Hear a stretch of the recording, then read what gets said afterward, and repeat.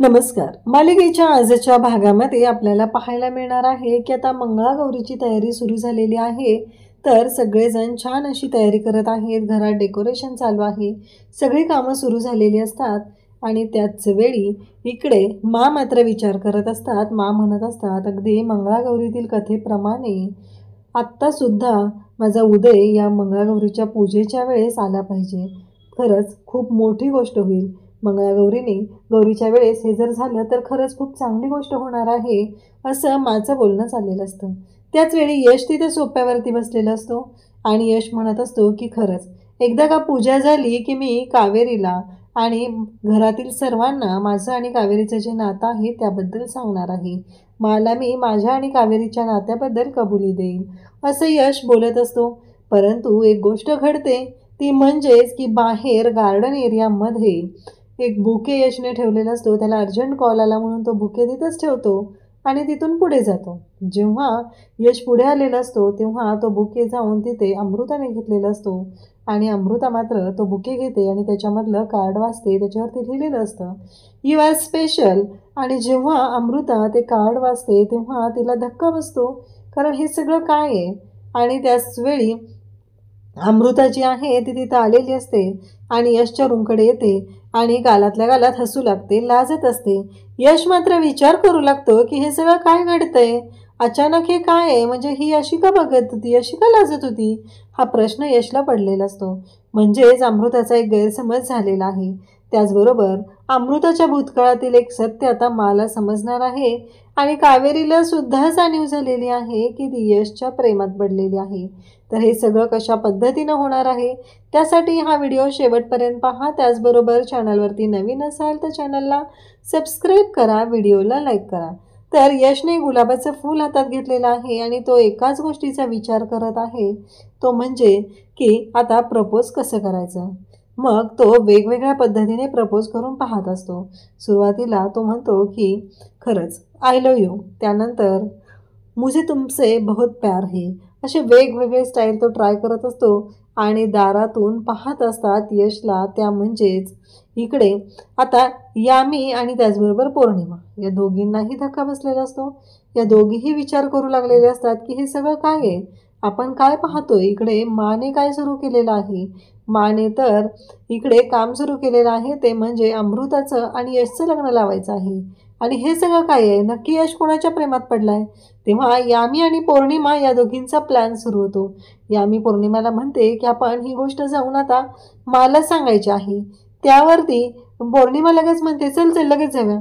तेव्हा मात्र यामी म्हणते, अगं कळतंय का तुला, आता लगेच जाऊन नाही सांगायचं, आता जाऊन सांगितलं तर मा विश्वास ठेवलाय, अजून 4 गोष्टी आपल्याला सुनावेल, आपल्याकडे पुरावा पाहिजे, असं दोघींचं बोलणं चाललेलं असतं. इकडे कावेरी आणि विद्या बोलत असतात. कावेरी विद्याला म्हणत असते की काय झालं. तर विद्या म्हणते, वहिनी काय चाललंय तुमचं, कावेरी वहिनी मला कळतच नाही आहे की तुम्ही असं काय वागताय. अहो यश भाऊजींचं पण असं सुरू आहे, त्यांच्या स्वतःतच ते गुंतलेले असतात. परवा नाही का तसं झालं, त्यांनी ना आईस्क्रीम आणलेलं होतं आणि मग आम्ही आईस्क्रीम खात होतो, मी आणि हे आणि यश भाऊजी. तर अचानक यश भाऊजी हसत हसत गालातल्या गालात हसत होते एकटेच आणि आईस्क्रीम खात होते. त्याच्यानंतर आणखी एक गोष्ट म्हणजे त्या दिवशी पण मी त्यांच्यासाठी नाश्ता घेऊन गेले, पण ते एक तंद्री लागल्यासारखे पाहतच होते. म्हणजे कळतच नाही आहे की यश भाऊजींचं काय झालेलं आहे. आणि त्याचबरोबर हे सगळं बोलणं सुरू झालेलं असतं. तेव्हा ती म्हणते की तुमच्या बाबतीत पण असंच काहीतरी होतंय ना. तेव्हा आता संदीपबद्दल लगेचच कावेरी विचारते, जेव्हा तुम्ही प्रेमात पडला तेव्हा तुमचं आणि त्यांचं नातं कसं होतं. आता लगेचच बोलायला सुरुवात करते आणि त्याचबरोबर सांगू लागते ती म्हणजे की खरंच मी जेव्हा या घरात आले ना तेव्हा खूपच वेगळं वातावरण होतं, कारण या गोष्टी माझ्यासाठी खूप नवीन होत्या. माझ्याकडून चुका घडल्या की मला वाटायचं की मला सगळे ओरडतील, पण हे सगळ्यांच्या समोर माझी बाजू नाहीत घ्यायचे. पण जेव्हा रूममध्ये यायचे ना तेव्हा मला हसवण्यासाठी भरपूर प्रयत्न करायचे.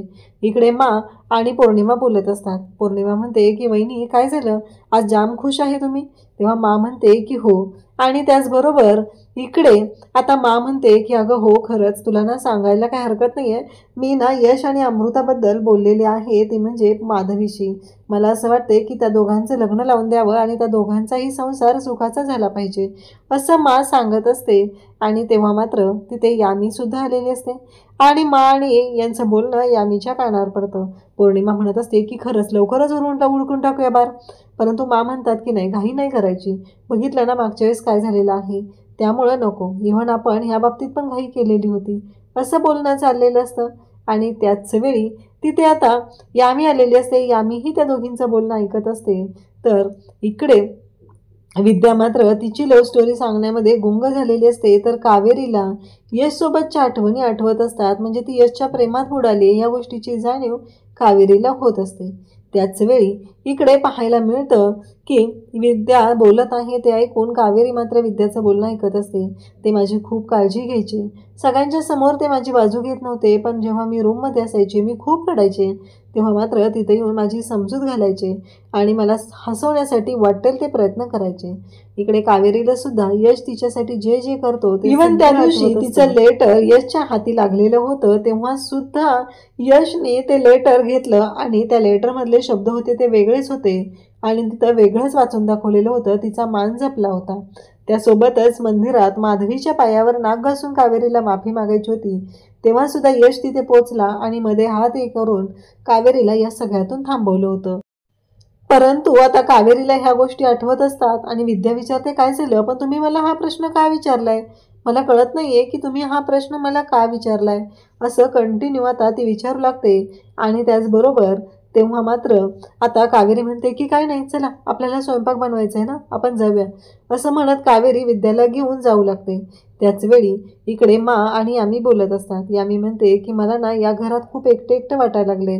मा म्हणते का, काय झालं, असं का बोलतेस, म्हणजे आता अचानक असं काय झालं. तेव्हा ती म्हणते की नाही ग मा, मला वाटतंय ना एकटं एकटं, म्हणूनच मी बोलत आहे, असं तिचं बोलणं चालू आहे. तेव्हा मात्र मा तिला समजवत असते, तिला बोलत असते. परंतु माईकडे यामी म्हणत असते की मी माझ्या नवऱ्याला सोडून या घरात राहते, म्हणजे माझी चूक झाली असणार आहे, मीच कुठेतरी चुकली असणार आहे असं वाटत आहे. आणि त्यासोबतच इकडे मा म्हणतात की काळजी करू नको, चूक तुझी नाही आहे, तू नवऱ्याची होती आणि त्यांनी तुझा विश्वासघात केलेला आहे. कसं आहे माहिती आहे का, काहीही झालं तरीही कुठल्याही नात्याचा विश्वास हा महत्त्वाचा पाया असतो आणि तुझा जर विश्वासघात त्याने केलेला असेल तर तू अजिबात माघार घ्यायची नाही, असं मा समजवत असते. तेव्हा मात्र यामी म्हणते पण मा, मी ऐकलं ते खरं आहे काय गं, तू यश आणि अमृताचं लग्न लावायचा विचार करते. आणि त्याचबरोबर हे सगळं जेव्हा बोलणं सुरू असतं तेव्हा मात्र इकडे यामीला लगेच मा विचारते तुला कसं कळलं. तेव्हा यामी म्हणते की आता घरातच बोललेली गोष्ट होती ना, मग समजणार ना, त्यात काय, हे सगळं जेव्हा आहे ते. तेव्हा मात्र इकडे आता यामी बोलत असते. तेव्हा यामी म्हणते पण मा, तू एकदा यशला विचार ना, नक्की त्याच्या मनात काय चालू आहे, नाही तर त्याच्या मनात दुसरंच कोणीतरी असायचं आणि तू त्याच्या लग्नाबद्दल बोलत असायची. नाही, मला वाटत आहे म्हणून मी तुला आठवण करून देते, असं यामी सांगत असते. आणि त्याचबरोबर इकडे मा मात्र विचार करत असते की नक्की काय आहे यामी म्हणते ते. मला खरं राग आलेला असतो. मा म्हणत असते की नाही, कसं आहे, माझा यश माझ्या पूर्ण ऐकण्यात आहे, तो माझं सगळं ऐकतो, माझ्या बोलण्याबाहेर तो अजिबात नाही आणि यश विश्वासघात कधीच करणार नाही असा मला पूर्ण विश्वास असतो. आणि तेव्हा मात्र मा हे सगळं बोलत असते. आणि त्यासोबतच यामी म्हणत असते नाही ग, कसं आहे माहिती आहे का, माझ्या बाबतीत विश्वासघात झालेला आहे, तुझ्या बाबतीत होऊ नये असं वाटतं, म्हणूनच मी बोलत आहे. तेव्हा मा म्हणते की बाद झालं, आत्तापर्यंत बोललीस ना ते भरपूर झालं, यानंतर बोलू नकोस. हे सगळं बोलणं त्यांचं चाललेलं आहे. आणि त्यासोबतच इकडे पाहायला मिळतं ते म्हणजे यामी म्हणते की चला, आपल्या मनाप्रमाणे गोष्टी झालेल्या आहेत, म्हणून यामी आणि पौर्णिमा दोघीही खुश झालेल्या असतात. त्यासोबतच इकडे पाहायला मिळतं ते म्हणजे माधवी आणि त्याचबरोबर इकडे अमृता दोघीही बोलत असतात. आणि त्यासोबत अमृता म्हणत असते की आपण ठरवलं होतं तसं झालेलं आहे. म्हणजे माधवी म्हणते शेवटी सुलक्षणाने यशसाठी तुला मागणी घातलीस, पण आता हे बोलणं सुरू आहे त्याचवेळी मा तिथं आलेले आहे आणि नेमका शब्द बाहेर पडलेला असतो तो अमृताच्या तोंडून, पण ते समजायला नकोय. अमृता आणि त्याचबरोबर माधवी यांचं बोलणं ऐकल्यानंतर मात्र लगेच बोलायला तिथं आता आलेली आहे ती सुलक्षणा म्हणते म्हणजे काय, माझ्यापासून काय लपवते का तुम्ही, काय झालेलं आहे नक्की, असं तिचं बोलणं असतं.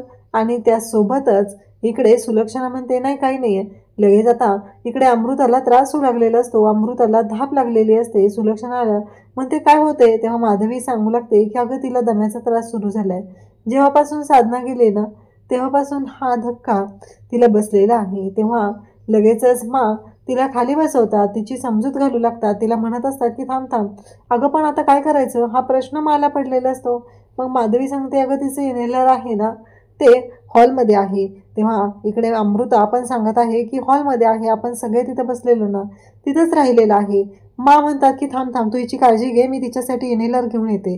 असं म्हणत हॉलमध्ये इन्हेलर आणण्यासाठी निघालेले असतात आणि माधवी मात्र अमृताची काळजी घेत असते. जात असताना अचानक तिथे ठेचकळतात आणि कावेरी येऊन त्यांना सावरते. त्यांना म्हणू लागते की काय झालं नक्की, म्हणजे तुम्ही अचानक एवढ्या, असं बोलणं सुरू आहे. परंतु लगेचच तिथे सांगतात की अगं ते इन्हेलर, कावेरी म्हणते हेच ना तेच आणायला गेले होते मी. असं म्हणत कावेरी ते इन्हेलर घेऊन निघालेले आहे आणि मला सांगत आहे की हे इन्हेलर अगं त्या हिचं अमृताचं आहे, तिला दम्याचा त्रास होतोय ना त्याच्यासाठी तिला ते लागतं. असं माने सांगितल्यानंतर कावेरी म्हणते की ठीक आहे मी घेऊन जाते. असं म्हणत कावेरी आता ते इन्हेलर घेऊन निघालेली असते. मात्र तिच्याकडे पाहत असतात. ते इन्हेलर घेऊन येतात दोघीजणी आणि इकडे अमृताला तो इन्हेलर देतात. कावेरी मात्र अमृताच्या पाठीवरून हात फिरवत असते, म्हणत असते की काळजी करू नको, होईल सगळं, हे घे इन्हेलर. असं म्हणत तिने इन्हेलर अमृताला दिलेलं असतं. अमृता मात्र ते इन्हेलर घेते आणि त्यासोबतच इकडे पाहायला मिळतं ते म्हणजे की आता कावेरी तिथं मदत करत आहे, पण अमृताला ती जाबी विचारत आहे, तुला एवढं इन्हेलर गरजेचं आहे ना, मग तू घेऊन का आलेली नाहीये, स्वतःजवळ ठेवायचं ना. तेव्हा म्हणतात की अगं काय चाललंय तुझं हे कावेरी, आता काय बोलतेस तू हे सगळं, आता काय प्रश्न विचारतेस तिला, काही विचारू नको. तिला आता जो त्रास झालेला होता ना तो खूप महत्त्वाचा होता, कारण आत्ता तिला शांत राहणं गरजेचं आहे. कावेरी म्हणत असते की हो बरोबर आहे. आणि असं म्हणत कावेरी जी आहे ती शांत राहते आणि पुन्हा माकडे पाहू लागते. परंतु कावेरी जे काही करत आहे त्याच्यामुळं मला सुद्धा धक्का बसत असतो. कावेरी आता काळजी घेत आहे, कावेरी शांतपणे बोलत आहे, एवढ्या सगळ्या गोष्टी घडत आहेत. आणि इकडे यश मात्र कावेरीला शोधत आलेला असतो. यश कावेरीचा शोध घेत असतो, कावेरी कुठं आहे, कावेरी कुठं आहे, कारण यशला कावेरीला बुके द्यायचा असतो आणि त्याच्या मनातल्या ज्या भावना आहेत त्या बोलून दाखवायच्या असतात, मन मोकळं करायचं असतं आणि म्हणूनच यश कावेरीकडे आलेला असतो. मग कावेरी बाहेर हॉलमध्ये नाहीये असं म्हटल्यानंतर तो किचनच्या दिशेने येतो. त्याला असं वाटतं की तिथे तरी कावेरी असेल, परंतु कावेरी मात्र तिथे त्याला दिसते म्हणून तो जाऊ लागतो. मग यशने बुके हातात घेतलेला असतो आणि तो निघालेला असतो. इकडे यामीचा मात्र वेगळाच प्लॅन असतो. यामीला मात्र शोध घ्यायचा असतो की यश प्रेमात तरी पडलाय, पण ती मुलगी कोण आहे हा प्रश्न यामीला पडलेला आहे. तर यश आता बुके घेऊन येतो. कावेरी किचनमध्ये त्याला दिसते आणि यश कावेरीच्या दिशेने येऊ लागलेला आहे. यश कावेरीच्या जवळ येतो आणि तिला बुके देतो आणि म्हणतो की हे घ्या, हे खास तुमच्यासाठी. कावेरी पण तो बुके स्वीकारते आणि यशकडे पाहते आणि तिथून निघून जाते. आता यशला उत्तर हवं असतं, यशला अजून बोलायचं असतं, परंतु कावेरी मात्र तिथून निघून चाललेली असते. यश तिला थांबवण्याचा प्रयत्न करत असतो आणि यश तिथे डायनिंग टेबलच्या तिथे जाऊन ठेस करतो. यशला माहीतच नाहीये, कावेरी मात्र तो बुके घेते आणि तिथून गेलेली आहे. यश जेव्हा तिथे जाऊन ठेस करतो तेव्हा त्याच्या लक्षात येतं की काय आहे, कारण त्याला भास होत आहे कावेरी त्याच्यासोबत नाहीये, परंतु त्याला भास होत आहे आणि त्यामुळंच तो तिथे ठेचकळलेला असतो. आता यश गार्डनच्या दिशेने जातो तेव्हा मात्र इकडे यामी आलेली असते. यामी म्हणते यश बुके घेऊन चाललाय आणि तो कोणासाठी घेऊन चालला असेल असा प्रश्न यामीला पडलेला असतो. म्हणून यामी यशच्या मागे जाते. यश गार्डनच्या तिथे येतो आणि त्या बेंचवरती तो बुके ठेवतो. त्याचबरोबर यश मात्र हे सगळं मनापासून करत असतो. यामी त्याच्या मागे येते. यशने बुके तर तिथे ठेवलेला असतो. यामीला पाहायचं असतं. यामी म्हणते की नाही, मी ना माला घेऊन येते. यश तिथे थांबलेला आहे. इकडे मात्र आता बोलत आहे, ती म्हणजेच माधवीसोबत. माधवीने मला सांगितलेलं असतं की अगं हीच गोष्ट तुला सांगायची होती, म्हणून मी आता म्हणजे तुला विचार करायला वेळ मागितलेला होता. तेव्हा मात्र माधवी सांगू लागते की जेव्हापासून साधना गेली ना तेव्हापासून अमृताला हा दम्याचा त्रास सुरू झालेला आहे, म्हणजे तिला खूप त्रास होतो, तिला सुचत नाहीये. तेव्हा म्हणतात अगं एवढंच ना, आता यशने बुके तिथं ठेवलाय, यशला अचानक कॉल आलाय, म्हणून यश तो कॉल घेण्यासाठी गेलेला असतो आणि त्याचवेळी इकडे आता यामी तिथं पाहते. तर उद्याच्या भागात आपल्याला पाहायला मिळतं की मा विचार करत असतात. मा म्हणत असतात की त्या मंगळागौरीतील कथेप्रमाणे माझा उदय कधी एकदा येईल असं झालंय मला. एकदा का उदय आला आणि मग या घरातलं गोकुळ, या घरातलं सगळा आनंद परत येणार आहे असं बोलणं माझं चाललेलं असतं. तेव्हा मात्र इकडे बाबा सुद्धा माझं बोलणं ऐकत असतात. यश मात्र हातामध्ये एक वस्तू असते आणि त्या वस्तूकडे पाहत बोलत असतो आणि त्यानंतर तो कावेरीकडे पाहतो. म्हणतो एकदा का मंगळागौरीची पूजा झाली की मी मात्र माझ्या आणि कावेरीच्या नात्याबद्दल माझी घरातल्या सर्वांशी मी बोलणार आहे. घरातल्या सर्वांशी मी बोलणार आहे असं म्हणत तो कावेरीकडे पाहत असतो. कारण मला माहिती आहे की कावेरीच्या मनात सुद्धा तेच आहे जे माझ्या मनात आहे असं यश बोलत असतो. आणि नेमकं आता अमृता जी आहे ती गार्डन एरियामध्ये जाते. तिथे त्या बेंचवर ठेवलेला गुलाबाचा तो बुके आहे तो तिला दिसतो आणि तो बुके तो उचलून हातात घेते आणि ती म्हणू लागते की हे कोणी ठेवलंय, हे माझ्यासाठी आहे का, असं बोलणं चाललेलं असतं. आणि तेव्हा मात्र इकडे आता अमृताने तो बुके तर हातात घेतलेला आहे, परंतु गोष्टी मात्र खूपच वेगळ्या थराला चाललेल्या आहेत. कारण यशला माहितीच नाहीये की पुढं काय होणार आहे. आणि त्याचबरोबर यश मात्र शांतपणे आता तो बुके जो आहे तो तिने घेतलेला असतो, त्यातली लेटर काढते, ते लेटर वाचते आणि त्याचबरोबर यश मात्र पाहत असतो. कारण ती यशच्या रूमकडे येते आणि यशच्या रूमकडे आल्यावर ती यशकडे पाहून हसत असते. तेव्हा मात्र यश विचार करू लागतो की हे सगळं काय झालं, म्हणजे ही कशी लाजत आहे, हसत आहे.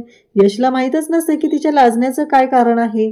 आणि यश मात्र तिच्याकडे पाहत असतो. ती मात्र यशकडे पाहून लाजते आणि तिथून निघून जाते. त्याचबरोबर तो बुके तिने घेतला ही गोष्ट मात्र यशला समजलेली नसते. अशाच अपडेटसाठी चॅनलशी कनेक्ट राहा. थँक्यू.